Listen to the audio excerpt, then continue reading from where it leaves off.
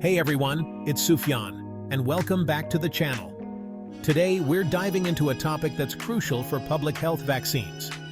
Vaccines have been hailed as one of the greatest medical advancements in history, and for good reason. They've saved millions of lives and continue to protect us from deadly diseases. However, despite the overwhelming scientific evidence supporting their safety and efficacy, there's still a lot of misinformation circulating about vaccines. In this video, we're going to debunk some of the most common vaccine myths out there. We'll look at the scientific evidence and separate fact from fiction. Whether you're a parent trying to make the best decisions for your children, or just someone who wants to be informed about this important topic, this video is for you. Let's tackle the elephant in the room. The myth that vaccines cause autism. This myth has been around for decades and has been thoroughly debunked by countless studies. It originated from a single, deeply flawed study, published in 1998, that was later retracted by the journal that published it. The lead author of that study lost his medical license due to serious ethical violations. Since then, numerous large-scale studies involving millions of children have found absolutely no link between vaccines and autism. The scientific community is unanimous on this. Vaccines do not cause autism. It's important to rely on credible sources of information and not let fear and misinformation guide our healthcare decisions.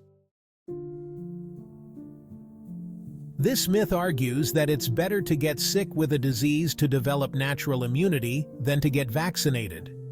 Now, it's true that recovering from certain illnesses can provide you with some level of immunity. However, this comes with significant risks. Many vaccine-preventable diseases can cause serious complications, such as pneumonia, encephalitis, brain swelling, hospitalization, and even death.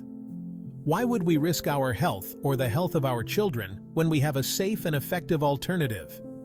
Vaccines work by mimicking a natural infection, triggering your immune system to create antibodies without exposing you to the actual dangers of the disease. It's like training your body's defenses with a practice opponent instead of going head-to-head with the champion boxer. This myth usually stems from a misunderstanding of what's actually in vaccines and why. People hear words like formaldehyde or aluminum and get understandably concerned. However, it's crucial to remember that the dose makes the poison. For example, formaldehyde is naturally present in our bodies and in many foods we eat, like pears and asparagus. The amount of formaldehyde in vaccines is minuscule and far lower than what our bodies encounter naturally.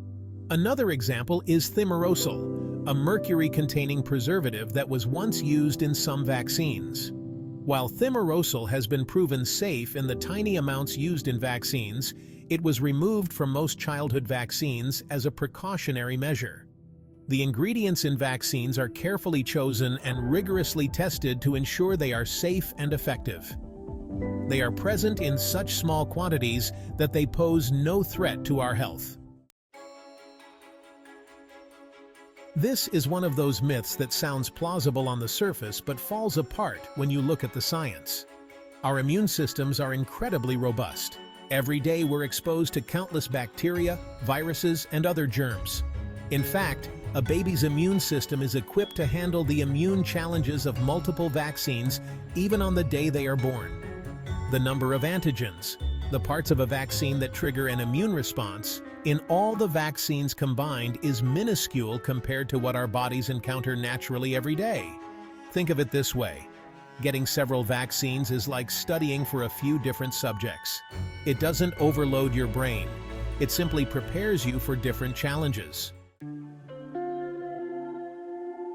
This myth hinges on the concept of herd immunity, which is the idea that if enough people in a population are immune to a disease, it becomes harder for that disease to spread, even among those who are not immune. While herd immunity is a real phenomenon and is crucial for protecting vulnerable populations, it's not a guarantee of individual protection. First, herd immunity thresholds vary depending on the disease. For highly contagious diseases like measles, the vaccination rate needs to be very high, around 95%, to achieve herd immunity. Second, not everyone can be vaccinated. Some people have medical conditions that prevent them from getting vaccinated, and they rely on herd immunity for protection. By choosing to vaccinate, we're not just protecting ourselves, but also those around us who are more vulnerable.